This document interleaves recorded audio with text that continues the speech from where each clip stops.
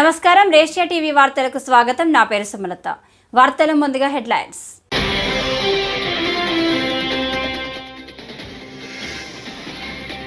YCP పాలనలో ఎక్కువ ఇబ్బంది పడింది చంద్రబాబు, పవన్ కళ్యాణ్. అనిత.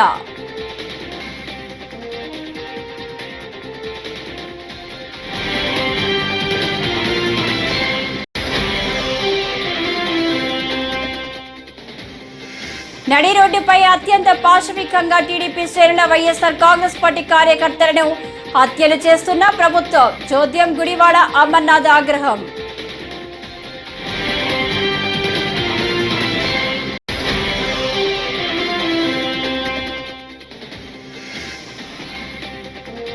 అరుంధతి సినిమాలో పశుపతి మాదిరిగా వైసీపీ భూతానికి చంద్రబాబు సమాధి కట్టారు. మహాసేన రాజేష్.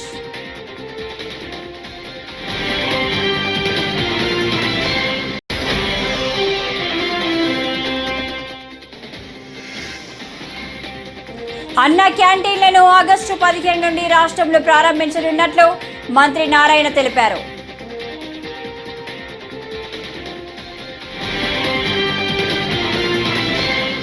ఇక డీటెయిల్స్ చూస్తే, జగన్ ప్రభుత్వంలో ప్రతిపక్షాలు, ప్రజా సంఘాలే కాకుండా సామాన్య ప్రజలు కూడా ఎన్నో ఇబ్బందులు పడ్డారని ఏపీ హోంమంత్రి అనిత అన్నారు. చంద్రబాబు, పవన్ కళ్యాణ్ అందరికంటే ఎక్కువ ఇబ్బంది పడ్డారని తెలిపారు.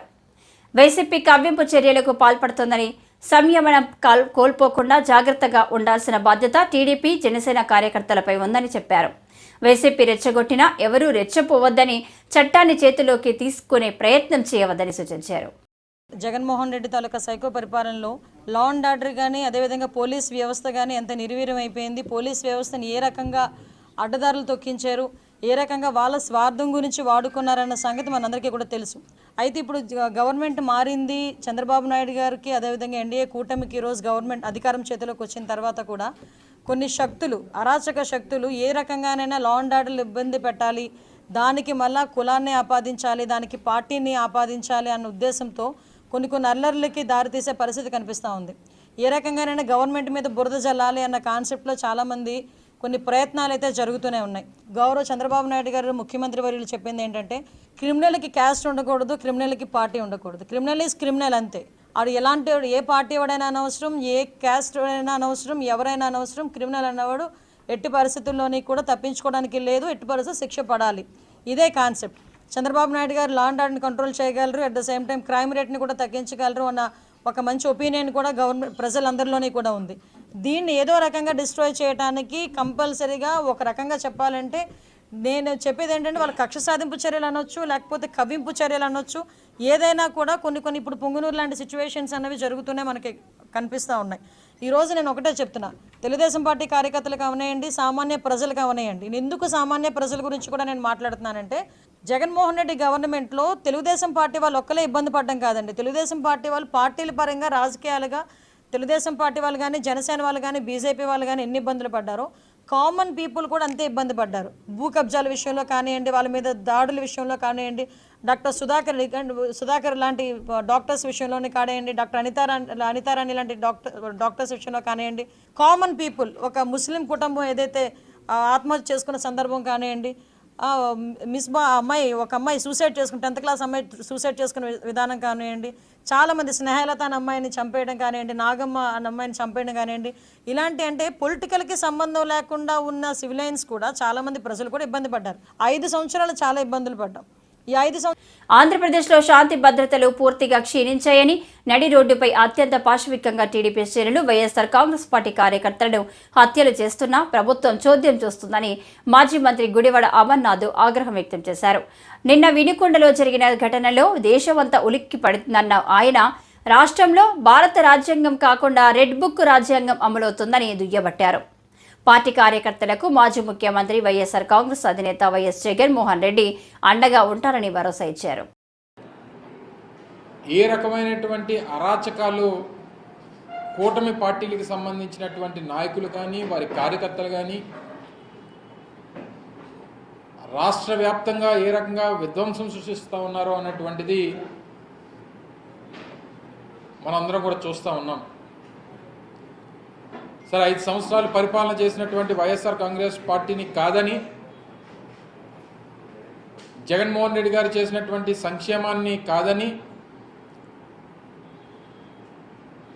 అంతకన్నా ఇంకా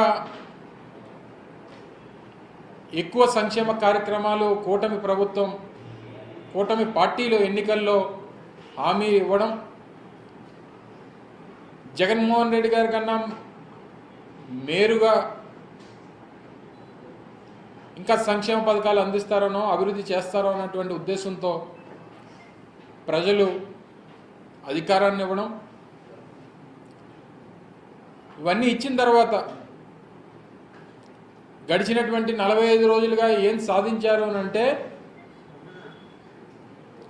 గడిచినటువంటి 45 రోజుల్లో దాదాపు 1000కు పైగా అనేక రకాలైనటువంటి దాడులు సృష్టించారు. ఏకంగా 31 మంది ప్రాణాలు బలి ఉన్నారు. దాదాపు 35 మంది ఆత్మహత్యలు చేసుకునేటువంటి దానికి ప్రేరేపించారు. దాదాపు 300కు పైగా హత్యా ప్రయత్నాలు చేశారు. ప్రభుత్వ ఆస్తుల మీద దాదాపు 400-500 ప్రభుత్వ ఆస్తుల మీద దాడులు చేశారు. 500 పైచిలకు ప్రైవేట్ ఆస్తుల మీద దాడులు చేశారు. ఏ రకంగా ఆడపిల్లల మీద జరుగుతున్నటువంటి అఘాయిత్యాలు చూస్తూ ఉన్నాం. కర్నూలులో కానీ, లేదా మొన్న రాంబిల్లిలో కానీ, నిన్న గాజువాకలో కానీ అనేక రకాలుగా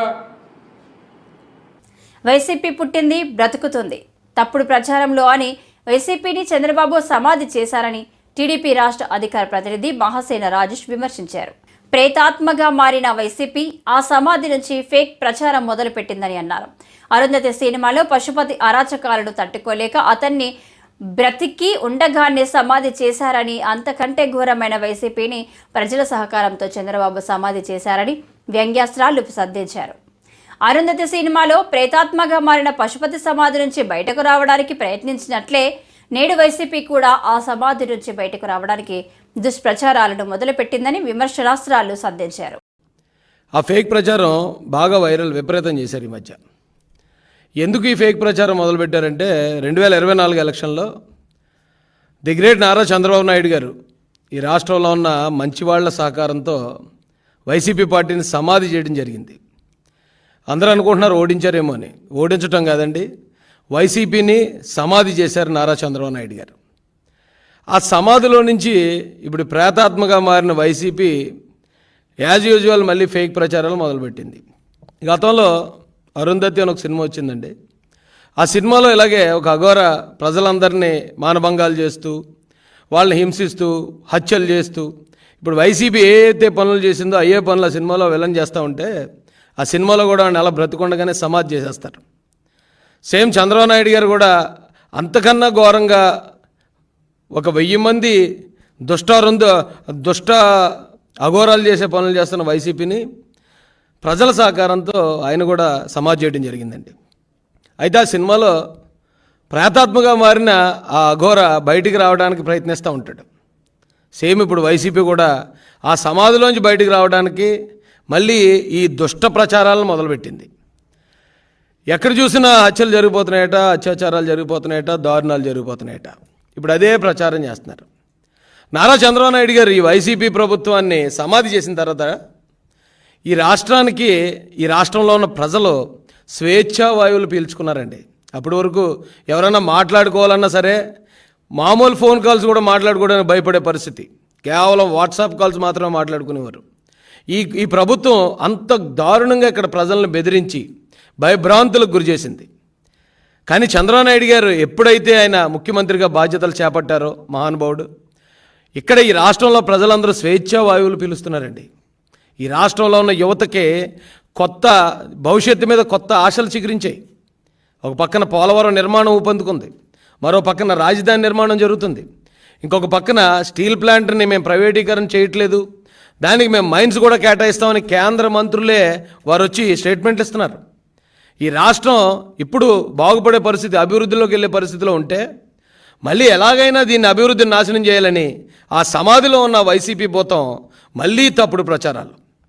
మీకు గుర్తుందో లేదో, కోడికత్తి అని ఒక డ్రామా, ఎవరో కుర్రోడు నిరుపేదలకు అతి తక్కువ రేట్లకే నాణ్యమైన ఆహారాన్ని ఆహ్లాదకర వాతావరణంలో అందించే అన్న క్యాంటీన్లను ఆగస్టు 15 నుండి రాష్ట్రంలో ప్రారంభించనున్నట్లు మంత్రి నారాయణ తెలిపారు. గతంలో తమ ప్రభుత్వ హయాంలో అన్న క్యాంటీన్ల ద్వారా రోజుకి దాదాపు 2.25 లక్షల మంది భోంచేసేవారని తెలిపారు. అయితే గత ప్రభుత్వం అన్న క్యాంటీన్లను అన్నింటినీ మూసేసి వాటిని నాశనం చేసిందని తెలిపారు. ఆయా భవనాలు అన్నింటినీ పూర్తి స్థాయిలో క్యాంటీన్లుగా తీర్చిదిద్దేందుకు పనులు జరుగుతున్నాయని అన్నారు. రాష్ట్రంలో అన్నా క్యాంటీన్స్ ఆగస్ట్ 15న స్టార్ట్ చేస్తున్నాం. గత 2014-19 అప్పుడు ఈ అన్నా క్యాంటీన్స్ని పేదలు నిరుపేదల కోసం ప్రతి పేదవాడు కేవలం 5 రూపాయలతో చక్కటి భోజనం, ఆరోగ్యకరమైన భోజనం, మంచి ప్లేసులు అంటే తినే ప్లేస్ కూడా హైజీనిక్ గాను, తర్వాత చాలా ఆహ్లాదకరంగా ఉండాలని ఆ రోజు సీఎం గారు ఆదేశించడం, దానికి తగ్గట్టుగానే రాష్ట్రంలో 203 అన్నా క్యాంటీన్స్ యాక్చువల్గా ప్రారంభించడం జరిగింది. వాటిల్లో అంటే 203లో 183 యాక్చువల్గా వర్కింగ్కి వచ్చినాయి. దాదాపు ప్రతిరోజు 2,25,000 మంది భోంచేస్తున్నారు. 2,25,000 మంది. అటువంటి అన్నా క్యాంటీన్స్ని గత ప్రభుత్వం పూర్తిగా మూసేసింది. వాళ్ళు చేయదలుచుకుంటే రూపాయికి ఇచ్చుండొచ్చు, అంటే మేము 5 రూపాయలకి ఇస్తే రూపాయి కూడా ఇచ్చుండొచ్చు, కానీ ఒక కక్ష సాధింపుతో ఆ ప్రభుత్వం చేసింది. అయితే మళ్ళీ అన్నా క్యాంటీన్స్ని ఓపెన్ చేస్తామని సీఎం గారు చెప్పడం, దాని మీద యాక్చువల్గా క్యాబినెట్లో కూడా మొన్న డిసైడ్ చేశారు. ఈ అన్నా క్యాంటీన్స్ సంబంధించి ఈ మున్సిపల్ శాఖ ఆల్రెడీ టెండర్లు, అంటే ఈ అన్నా క్యాంటీన్స్లో కొన్ని అన్నా క్యాంటీన్స్లో సెక్రటరియట్లు పెట్టారు, కొన్ని అన్నా క్యాంటీన్స్ని గోడౌన్గా పెట్టుకున్నారు, కొన్ని అన్నా క్యాంటీన్స్ని బ్లీచింగ్ పౌడర్ వేసుకోవటానికి పెట్టుకున్నారు. ఇట్లా రకరకాలుగా అన్నా క్యాంటీన్స్ మొత్తాన్ని నిర్వహణ చేశారు. దాంట్లో ఉన్న ఆ డైనింగ్ టేబుల్స్ అన్ని తీసేశారు. కొన్ని దగ్గర ఆ డైనింగ్ టేబుల్స్ తీసి మిద్ది పైన వేస్తున్నారు. నేను ఈ మధ్య కొన్ని దగ్గర విజిట్ చేస్తే వాటికంతా కొన్ని మరమ్మతులు చేయాల్సింది. దానికి టెండర్లు ఇచ్చాము. కొన్నిట్లో వర్క్ స్టార్ట్ అయింది, కొన్నిట్లో వర్క్ జరగబోతూ ఉంది. బహుశా ఈ వర్క్ అంతా నెక్స్ట్ మంత్ ఆగస్టు 10కి పూర్తి అయ్యేటట్టుగా ఆదేశం ఇచ్చాం. ఆగస్టు 10వ తేదీకి కంప్లీట్ కావాలని. అదే గత 2014-19లో అక్షయ్ పాత్ర వాళ్ళు యాక్చువల్గా ఈ టెండర్ దక్కించుకొని వాళ్ళు ఫుడ్ పెట్టారు. చాలా చక్కటి ఫుడ్ పెట్టారు. ప్రతి పేదవాడు ఎంతో హ్యాపీగా, సంతోషంగా, ఆనందంగా. తిరుమల శ్రీవారి దర్శనార్థం ఆంధ్రప్రదేశ్ హోంమంత్రి వంగలపూడి అనిత తిరుపతికి చేరుకున్నారు. కూటమి కార్యకర్తలు హోంమంత్రికి అలిపిరి వద్ద స్వాగతం పలికారు. అనంతరం అలిపిరి నుంచి తిరుమలకు కాలినడకన ఆమె బయలుదేరి వెళ్లారు. అలిపిరిలోని తొలిమెట్టు వద్ద కొబ్బరికాయలు కొట్టి కాలినడకన ప్రారంభించారు. శుక్రవారం రాత్రి తిరుమలలో బస చేసి శనివారం ఉదయం ఆమె వెంకటేశ్వర స్వామిని దర్శించుకోనున్నారు.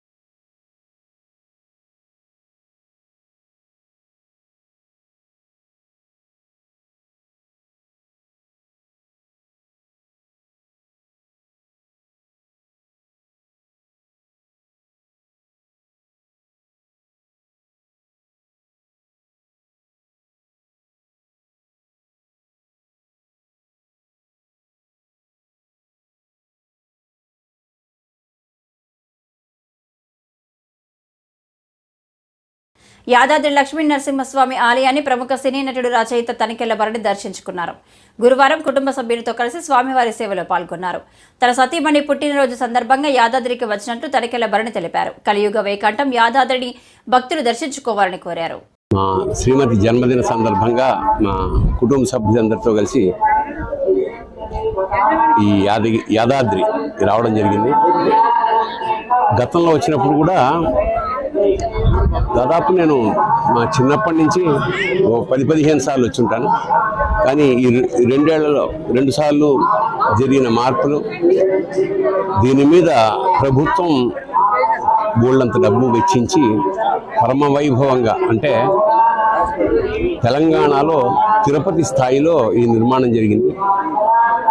భక్తులకి చాలా పరమానందంగా ఉన్నారు. ముఖ్యంగా నేను కూడా ఆ శిల్పాలు అయితేనేమి, పూజా విధానం అన్నీ కలియుగ వైకుంఠంలో ఉంది.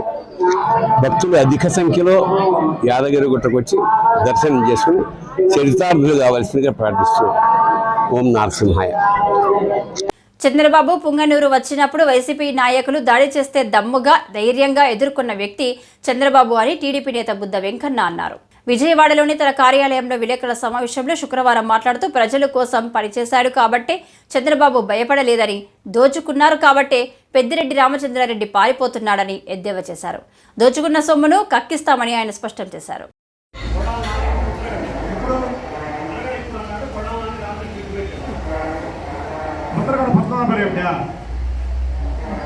ముద్రగడ పద్మనాభరెడ్డి మాటలకి విలువ ఉందా? విలువ లేని మాటలు.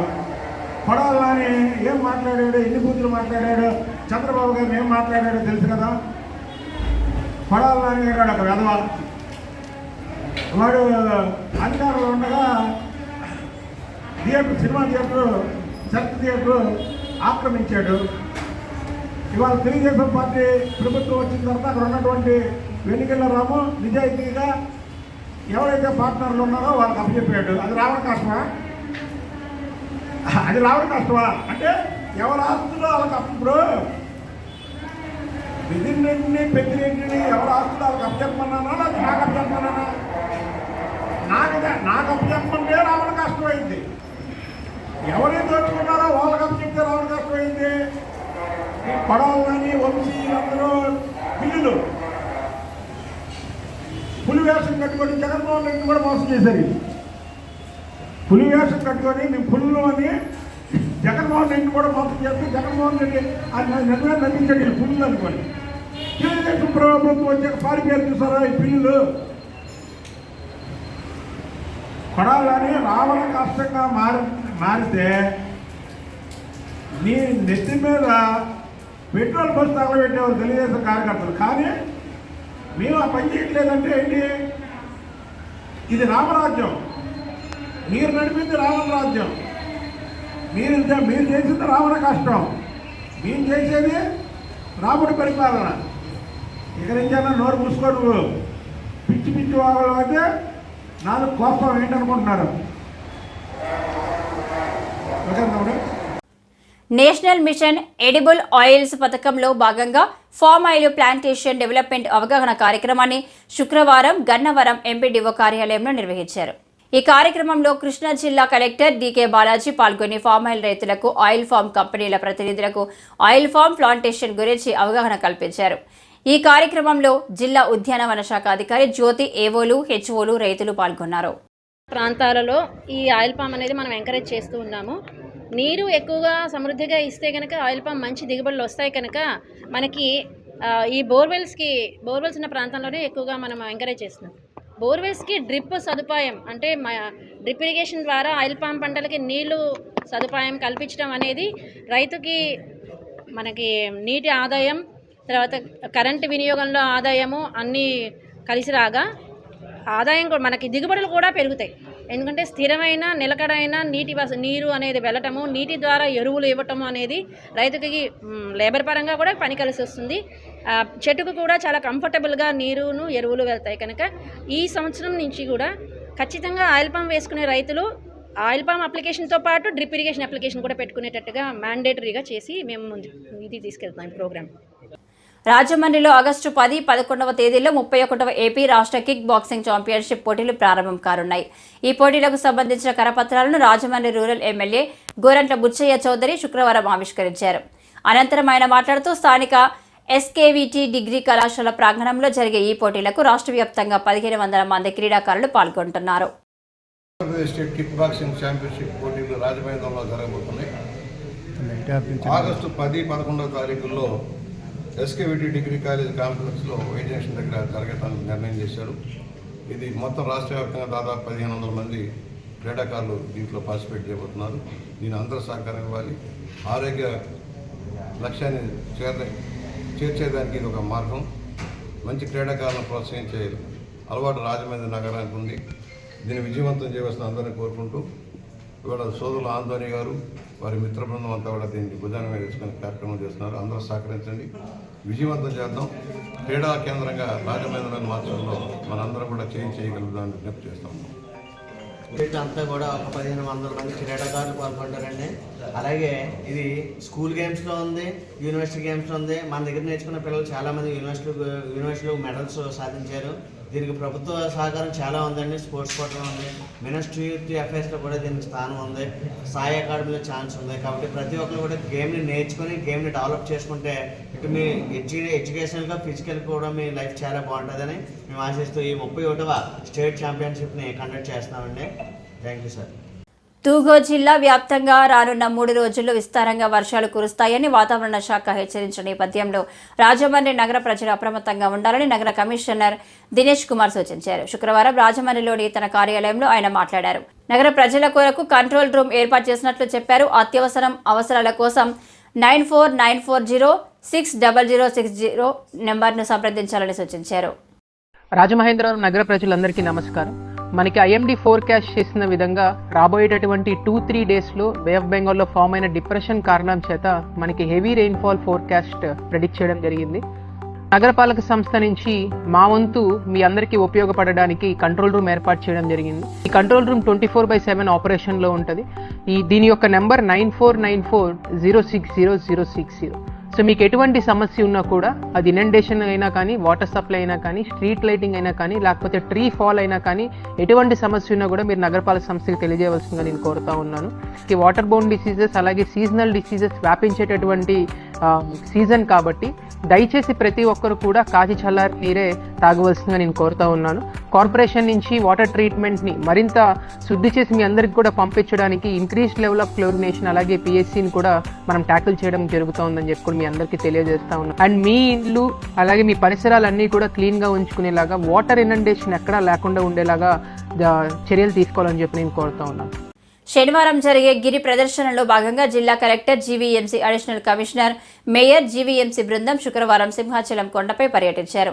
భక్తులకు ఏ విధమైన అసౌకర్యం కలగకుండా తీసుకున్న సౌకర్యాలపై ఆలయ కార్యనిర్వహణాధికారి ఎస్ శ్రీనివాసమూర్తి జిల్లా కలెక్టర్ వారికి వివరించారు. షైన్ బోర్డులు ఏర్పాటు, క్యూ లైన్స్, శానిటరీ, మంచినీటి సౌకర్యాలు తీసుకోవాలని సూచించారు. ఈగర్